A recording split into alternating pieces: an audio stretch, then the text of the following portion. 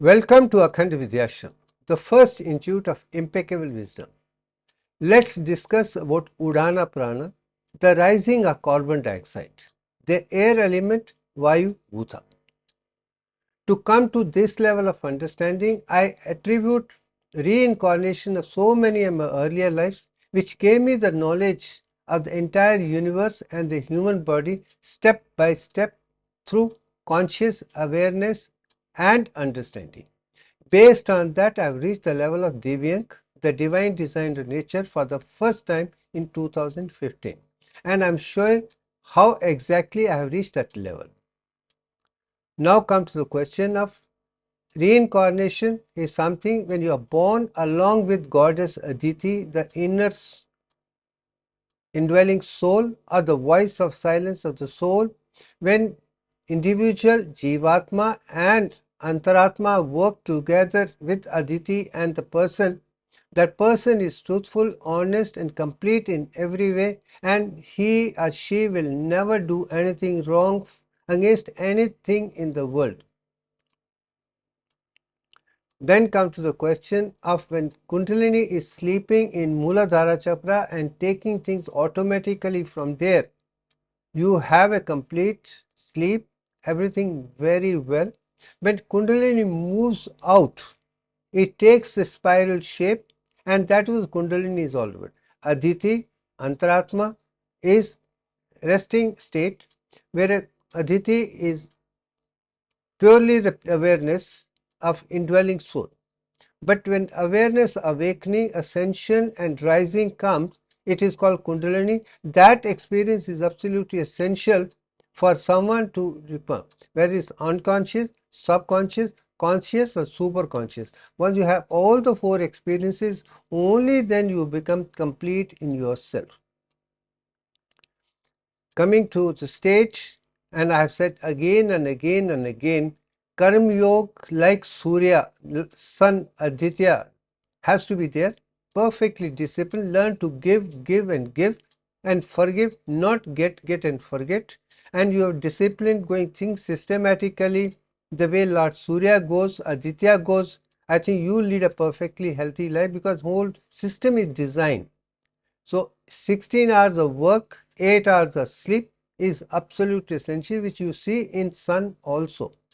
12 hours a day, 2 hours before and 2 hours after that. So I think if we take that into consideration, you have 8 hours of sleep, maybe divided over period after breakfast, lunch and dinner, but 16 hours of work as a Karma Yoga is absolutely essential, and that is Dharma, Earth, Kam, Moksha. Dharma is truthfulness, karma based on dharma is perfect, and anything and everything you get from material wisdom to this automatically without seeking. And that is the moksha, the freedom from all the constraints of the life. Once you do that, it can be only based on karma yoga. When you make optimum use of the mind and action and thoughts, when niyat achhi hai, nitiyan achhi hai, natije achhe hain, only then you can be a perfect lok palan, custodian, guardian to become the perfect human being. And for that, Karma Yoga has been like Aditya itself. Then there comes question. Second important thing with everybody has to have a Bhakti Yoga, the devotion of the divine nature. We wouldn't have been as we are. There is some force in the entire universe which people call it God and whatever it is. But as far as I'm concerned, it's a divine mathematical design which is Divyank, with which the creation, sustenance and everything is done.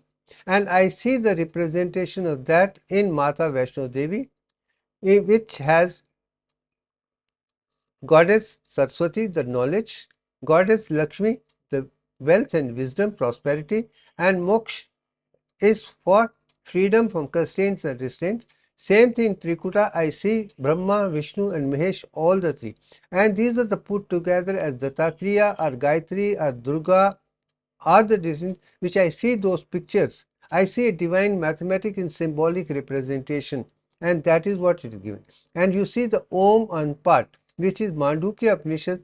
This thing was designed by me unconsciously, subconsciously in 1974 itself. I was not into spiritual science. I did not know ABC of Tantra, Kundalini, Chakra, Nadi at that, but still I did something as perfect as what 12 shlokas of Mandukya Upanishad, and the entire universe is in Maha Mantra in this. I think once you born with that, you do things automatically because there is the Aditi within you which has experienced all the things, going to give you the knowledge step by step as you move on. Now come to the question. Ved, Upanishads and scriptures have given knowledge of Dvait and Advait. It talks about all the things, but come to the question of Tantra Vidya, the perfect human anatomy, physiology, biochemistry and psychology is much later than Ved, Upanishads, Ramayana and Mahabharata and Gita. There's a much later part which awareness of Shiva comes up, and Tantra is given by Lord Shiva.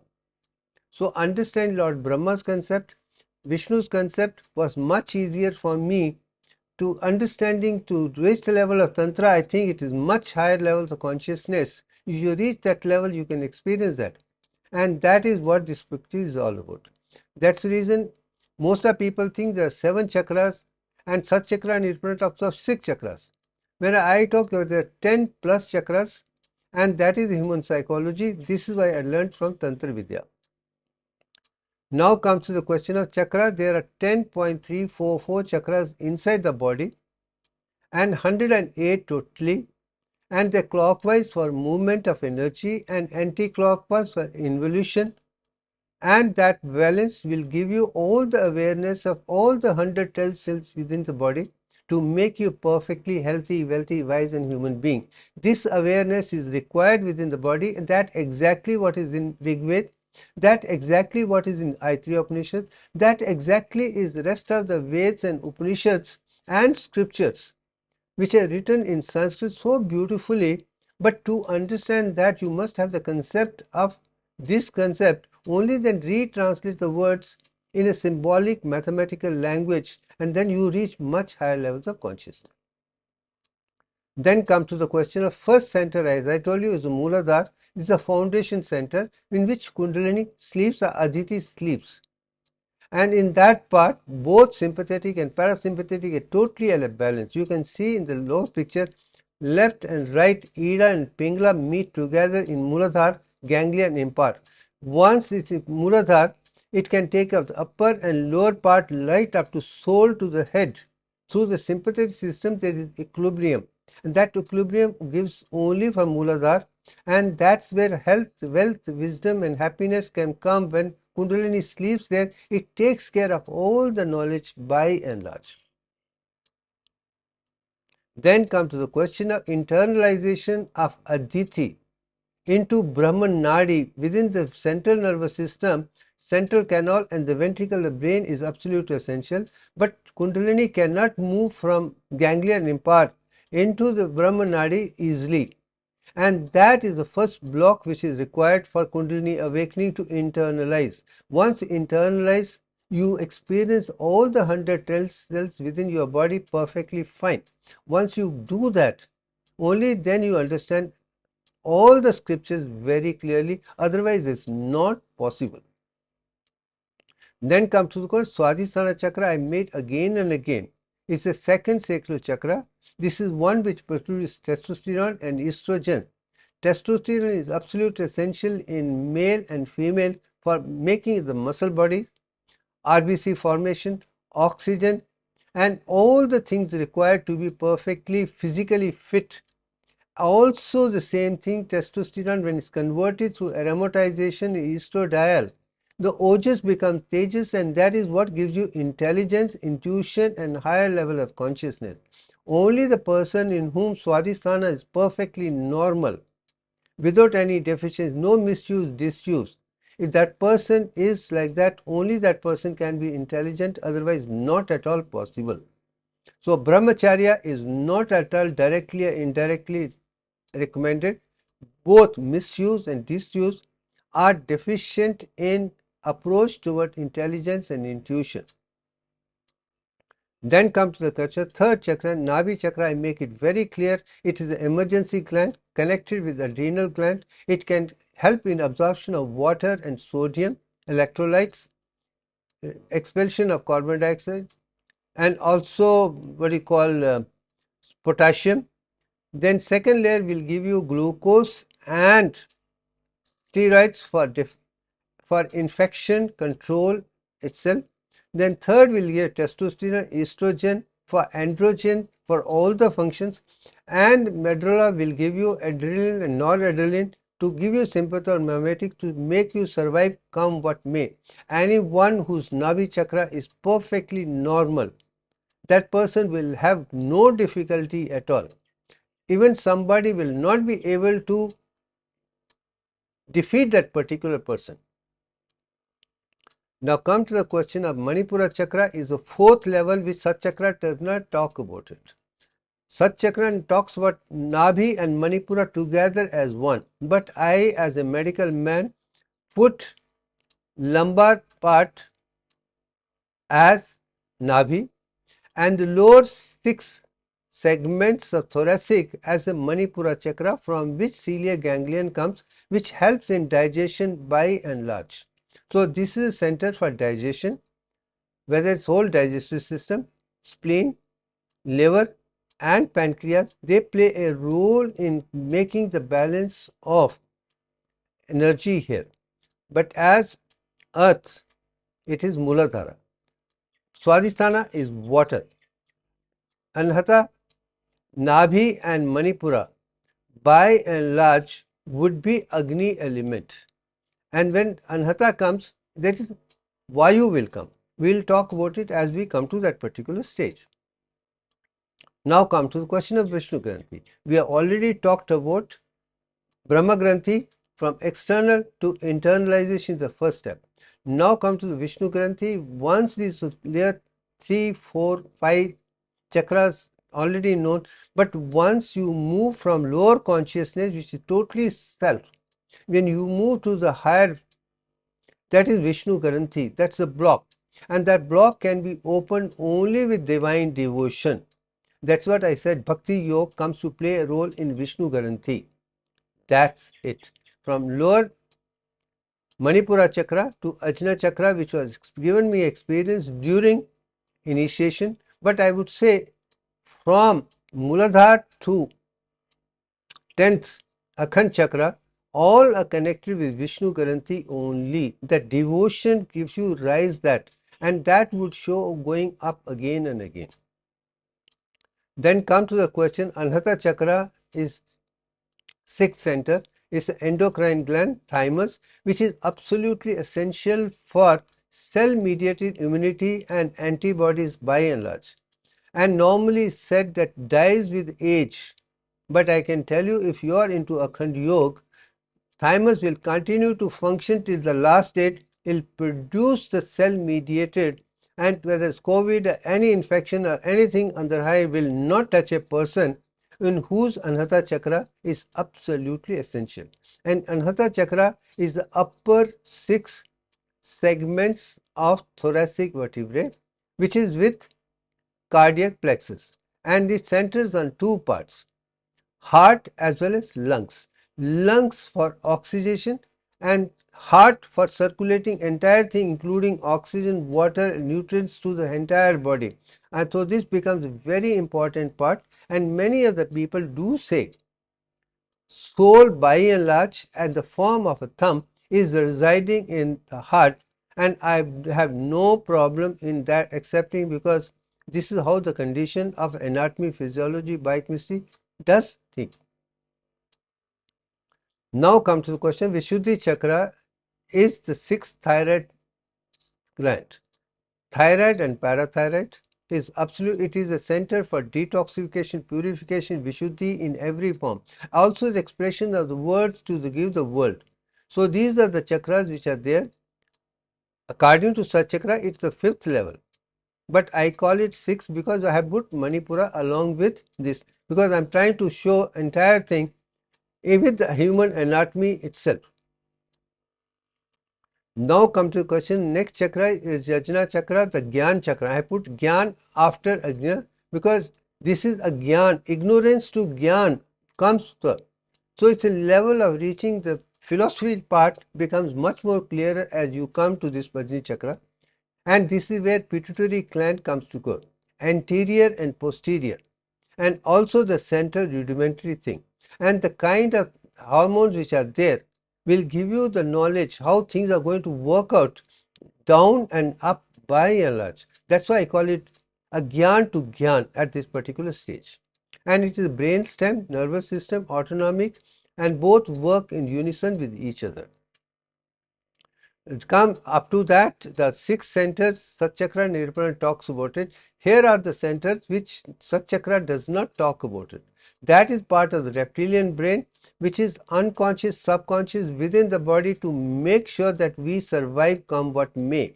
And the internalization into the ventricles, and then this thing, these chakras will also come to appear. And that is Vigyan is the 8th chakra, which is hypothalamus, that is center which does releasing hormones which go to the anterior pituitary produce stimulating hormones. Also the hormone produced by the hypothalamus go to the posterior pituitary like oxytocin, ADH, vasopressin, and then other things take place. So this is the head ganglion for autonomic nervous system, endocrine by and large, for everyone by and large, and science also understands it very, very clearly. And that I call it Vigyan because science, what was Agyan, ignorance, to philosophy, to the scientific approach starts happening in Vigyan chakra itself. You start analyzing between right and wrong much more clearly once you function on hypothalamus itself. Then when you go to the next is Pragyan chakra is absolute vision, it is pineal gland.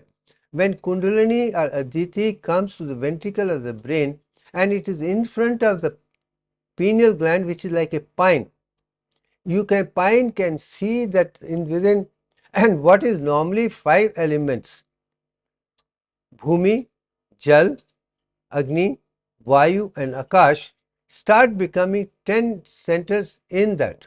So you see all the 10 dimensions in the ventricles of the brain seen by pineal gland, and pineal gland can give the information to other thing. To it works like electron microscope.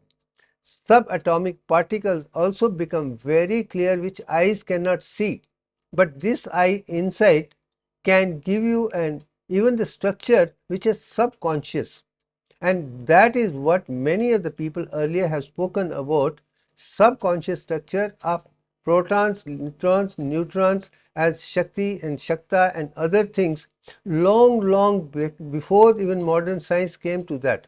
And one of the example is Theosophical Societies about alchemy, chemistry itself by Dr. Annie Besant itself. I think that was remarkable work. Then come to the question of 10th center, which is insular cortex. And I make one thing very clear. Modern science says there are 8 lobes of cortex, but I say there are not 8, there are 10. They have missed the insular cortex, which is 10th center. It's a central autonomic nervous system which comes to play.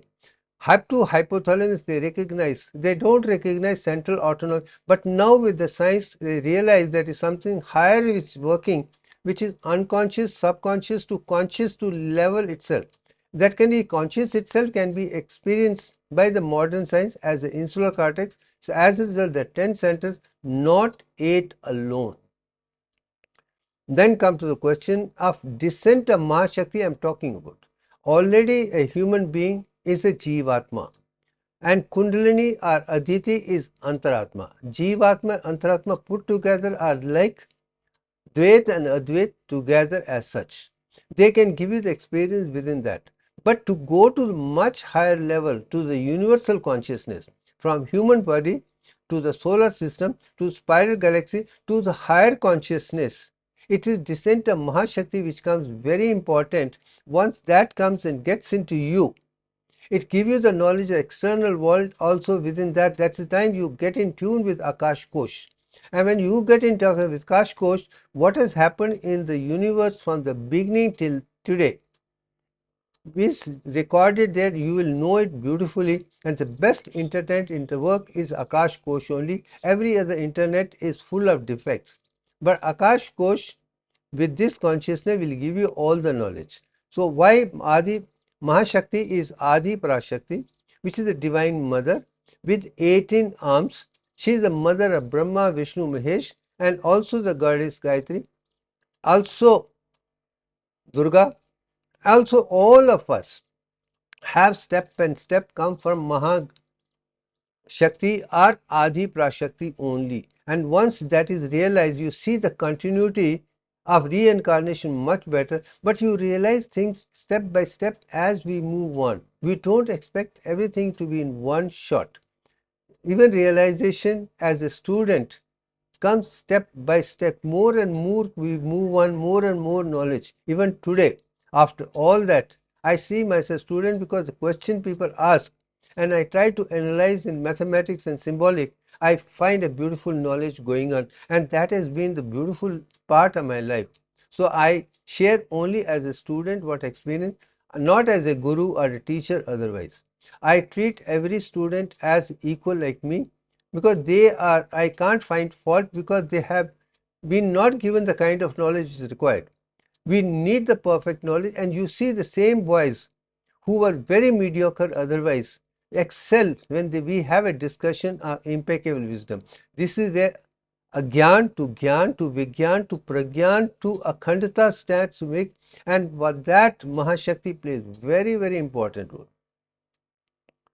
Then come to the question of Rudra Granthi. We have already spoken Brahma Granthi, we have spoken about Vishnu Granthi. Now we are talking about Rudra Granthi, which is a third Kundalini block. And this is where divine wisdom comes up. As I told you, we have internalized to give you unconscious, subconscious to conscious level. Then Vishnu Granthi to give you devotion of divine consciousness of 10 stages realized. 22 by 21 to the power of 10 is with the two things. When go beyond that, you come Rudra Granthi, which from insular cortex you move on to higher level of consciousness. And that is what leads to wisdom. Agyan to Gyan to Vigyan to Pragyan to Akhandata to absolute wisdom to Divyank or impeccable wisdom is going to arise as you start rising step by step and plays the role. Rudra Granthi comes at that stage where you already reach insular cortex. Then you go beyond that. That means the normal consciousness of all of us is up to fourth layer of neocortex. To outer three layers, first, second and third, nobody knows about it. Once you come to that stage, your awareness comes of Rudra Granthi, give you the impeccable wisdom only when you know the three outer layers, because they are the antenna to the universal consciousness of Akash Kosh. Once this opens, Rudra Granthi give you the knowledge of higher self, and that is beginning and the end is known there very clearly. Now come to the question of Udana Prana. I have already spoke. Apana Prana is the one, this is for expulsion. Then Samana Prana for liquid digestion, food as such. Then Prana for oxygen. First, solid element, 38.1 node of solid element. Second is water at 61.8034%. Third is Samana, the nutrition, water, electrolyte, all for homeostasis is the Samana Prana.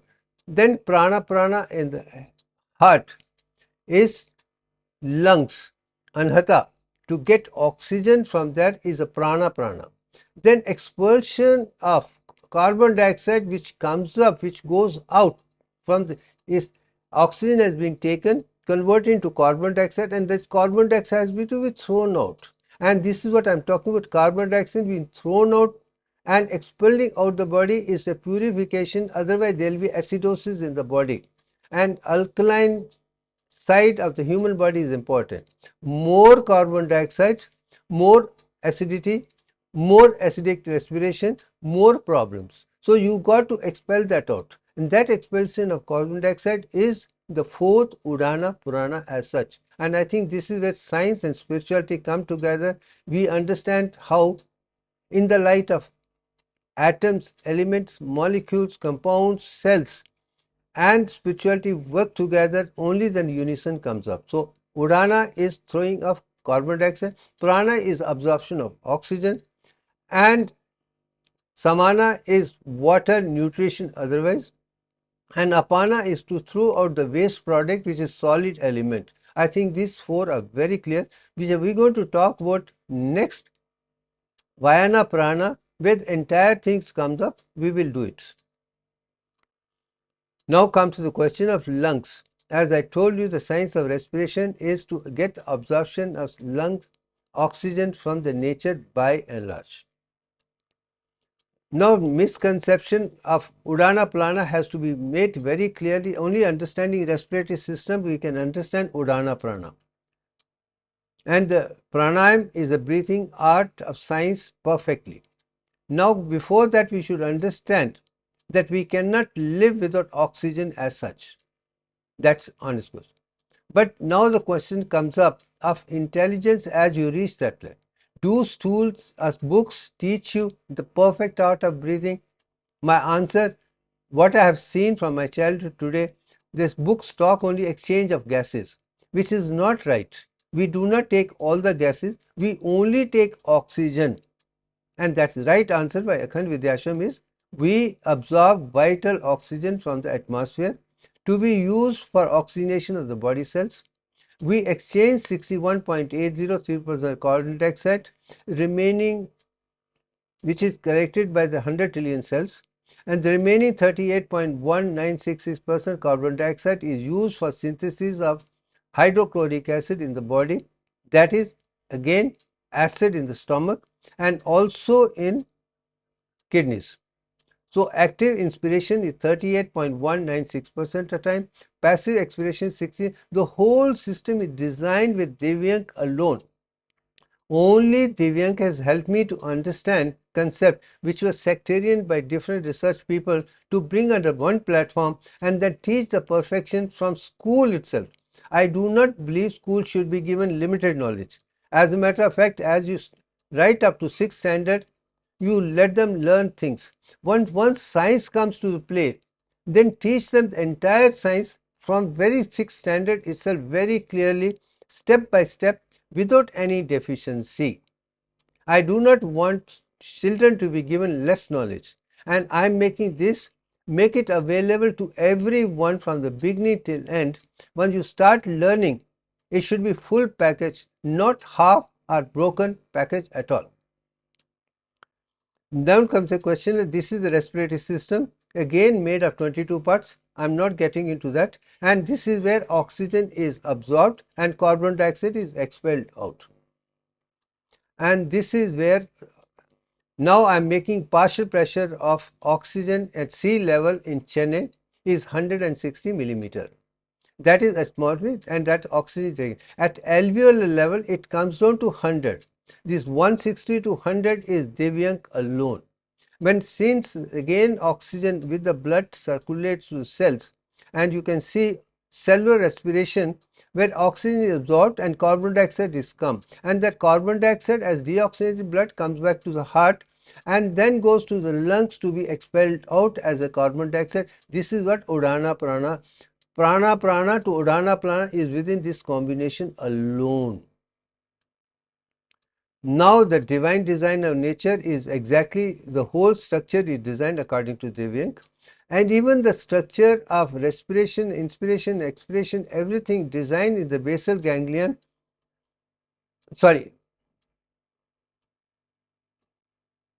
reptilian brain stem itself is as perfect as Divyank itself. And that picture I have given, please read it and listen and convince yourself it is according to Divyank alone. Then coming to that at the end part is like this.